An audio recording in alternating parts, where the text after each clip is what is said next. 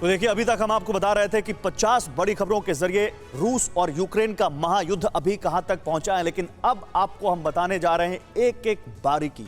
अब हम आपको दिखाएंगे अपनी रिपोर्ट्स के जरिए कि रूस और यूक्रेन का ये युद्ध जो करीब करीब 4 हफ्ते पूरे करने जा रहा है, अब यहां क्या कुछ हो रहा है। यूक्रेन और रूस जंग अब और भी ज्यादा भयंकर रूप लेती जा रही है। शुरुआत पारंपरिक कन्वेंशनल वॉर से हुई जो एडवांस्ड हथियारों तक पहुंची और इस बीच यूक्रेन ने भी रूसी फोर्स को जवाब दिया, लेकिन अब रूस ने इस जंग को एक नए मुहाने पर लाकर खड़ा कर दिया है।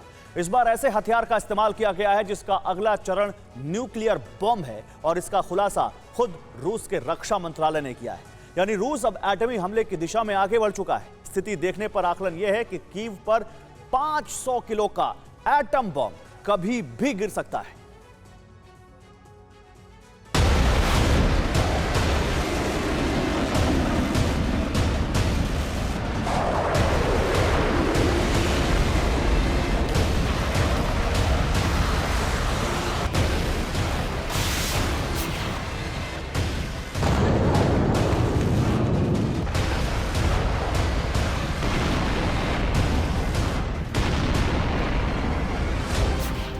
यूक्रेन के हथियार डिपो पर चुन चुन कर कहर बरपाती मिसाइल्स और हर जगह अपनी बर्बादी से साक्षात्कार करती यूक्रेन की फोर्स। ये वो जंग है जिसका अंत अब विनाश की कल्पना को साकार रूप देने की कोशिश कर रहा है। 24 फरवरी 2022 जंग की शुरुआत।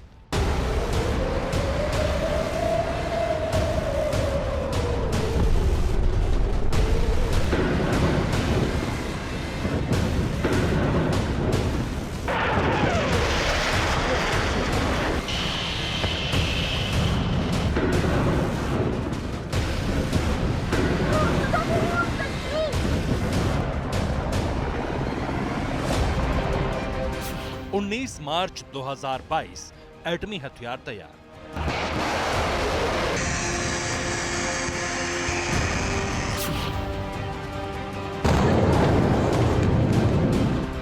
कन्वेंशनल वॉर देखते ही देखते विनाशकारी जंग में बदलने जा रही है। ऐसे हथियारों का इस्तेमाल यूक्रेन में हो रहा है जिसने तबाही मचाई और किसी को कानों कान खबर तक नहीं हुई। यानी जिन हथियारों का इस्तेमाल नहीं होना था वो हथियार धीरे धीरे जंग के मैदान में आ ही गए।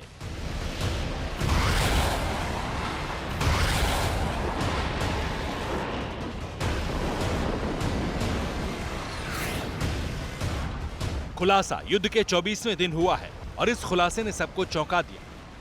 जंग में यूक्रेन को बर्बाद करने के लिए चरणबद्ध तरीके से हथियारों का कन्वेंशनल से लेकर मास डिस्ट्रॉयर तक का सफर तय किया जा रहा है।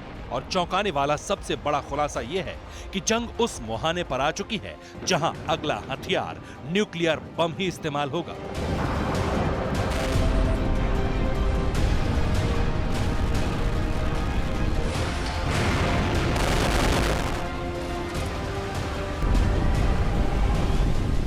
खुलासा यह है कि पिछले 24 दिनों से यूक्रेन में जारी भीषण हमलों के लिए रूस ने सिर्फ कन्वेंशनल और एडवांस हथियारों का इस्तेमाल नहीं किया, बल्कि यूक्रेनी फोर्स को कमजोर करने के लिए उनके कुछ चुनिंदा ठिकानों को रूसी फोर्स ने अपनी महाविनाशक हाइपरसोनिक मिसाइलों से तबाह किया है।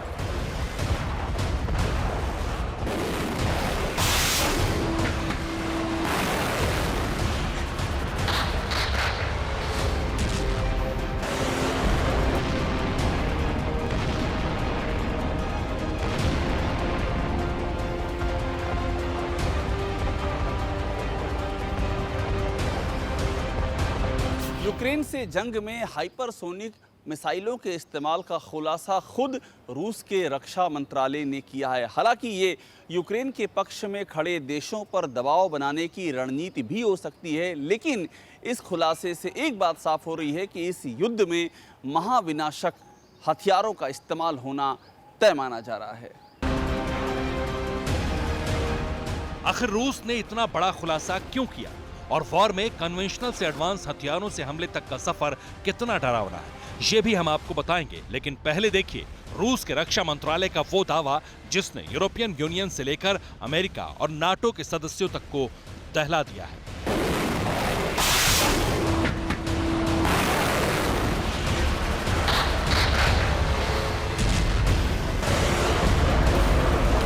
रूसी रक्षा मंत्रालय का दावा है कि रशियन फोर्स ने किंझल हाइपरसोनिक मिसाइल का इस्तेमाल किया है। रूस ने किंझल मिसाइल से यूक्रेनी मिसाइलों का जखीरा तबाह कर दिया। यह हमला रूस ने तब किया जब यूक्रेनी फोर्स ने रूस के एक और जनरल एंद्रेई मोर्दविचेव को मार डाला, जिससे खींचकर पुतिन ने किंझल मिसाइल से अटैक का ऑर्डर दिया और अगले ही पल रूसी फोर्स ने किंझल हाइपरसोनिक मिसाइल को यूक्रेन पर दाग दिया।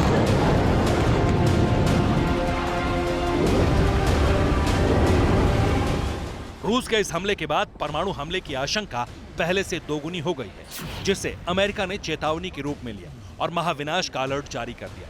ऐसा इसलिए किया गया क्योंकि जारी जंग में किंझल हाइपरसोनिक मिसाइल से हमला कोई सामान्य अटैक नहीं है। अब इसकी वजह भी समझिए।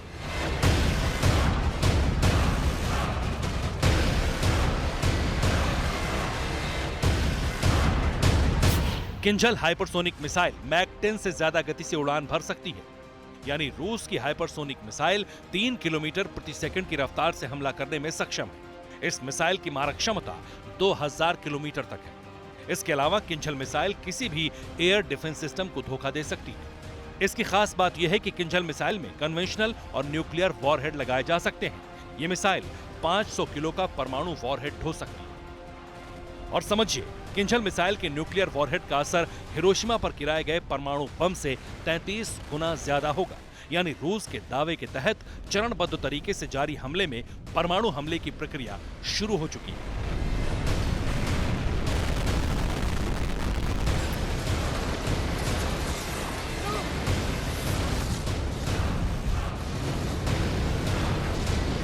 जिसमें अभी कन्वेंशनल वॉरहेड के साथ रूस ने किंझल मिसाइल को फायर किया है, लेकिन जल्द ही इस मिसाइल में न्यूक्लियर वॉरहेड फिट करके भी फायर किया जा सकता है और यही आशंका सुपर पावर अमेरिका ने जताई।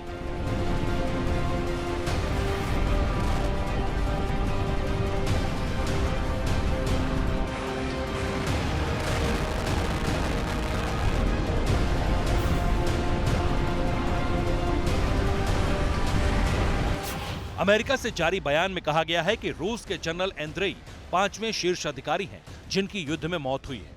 किंझल मिसाइल का इस्तेमाल रूस ने इसी मौत का बदला लेने के लिए किया है और इस आशंका से अब इनकार नहीं किया जा सकता कि प्रेसिडेंट पुतिन परमाणु हमले का इस्तेमाल कर सकते हैं। वो पश्चिमी देशों के रक्षा कवच को भी भेद सकते हैं। मतलब साफ है, प्रेसिडेंट पुतिन न सिर्फ अब कीव को टारगेट कर सकते हैं बल्कि पश्चिमी देशों पर भी निशाना साध सकते हैं।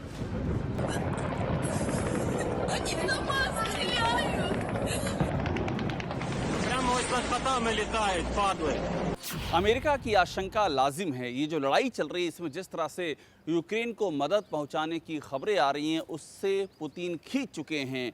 इस लड़ाई में जिस तरह से रूस के खिलाफ ताकत का इस्तेमाल हो रहा है, उससे पुतिन बुरी तरह से आग बबूला हैं। और इन तमाम सारी चीज़ों को अगर एक साथ जोड़कर देखा जाए तो यही वो सारी बातें हैं जिन्होंने इस बात की आशंका बढ़ा दी है कि पुतिन परमाणु हथियारों का इस्तेमाल कर सकते हैं।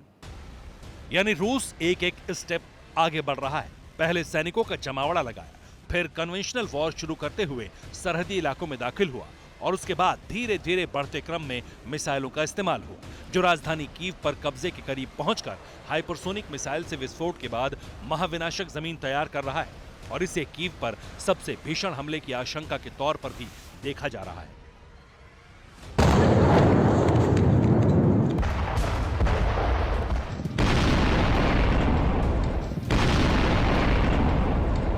अमेरिकन डिफेंस इंटेलिजेंस की रिपोर्ट के तहत यूक्रेन की राजधानी कीव पर परमाणु हमले का खतरा बढ़ गया है। पुतिन कीव पर 500 किलो का एटम बम गिरा सकते हैं। हताशा में पुतिन महाविनाश का फैसला लेने की तैयारी कर चुके हैं। मुमकिन है अमेरिकन इंटेलिजेंस की रिपोर्ट बिल्कुल सटीक हो और अगर ना भी हुई तब भी पुतिन रूसी परमाणु बम से हमले का डर बनाने में कामयाब रहे। हालांकि यह भी सच है कि अगर कीव पर जल्द ही रूस का कब्जा नहीं हुआ या सीज फायर नहीं हुआ तो पुतिन की वॉर फाइल में आखिरी पन्ने पर न्यूक्लियर अटैक का जिक्र है, जो रूस की सैन्य क्षमता कमजोर पड़ने पर अंतिम प्रहार के रूप में होगा। और इसके लिए न सिर्फ न्यूक्लियर फोर्स एक्टिव है बल्कि प्रोडक्शन यूनिट्स भी 24 घंटे काम कर रही हैं। यानी हाइपरसोनिक मिसाइल से अटैक के बाद अगला नंबर न्यूक्लियर बम का ही है।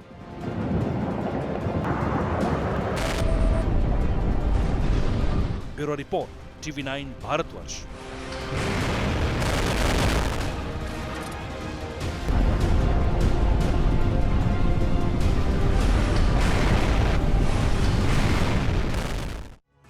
परवाह देश की। सोमवार से शुक्रवार रात 10 बजे TV9 भारतवर्ष पर।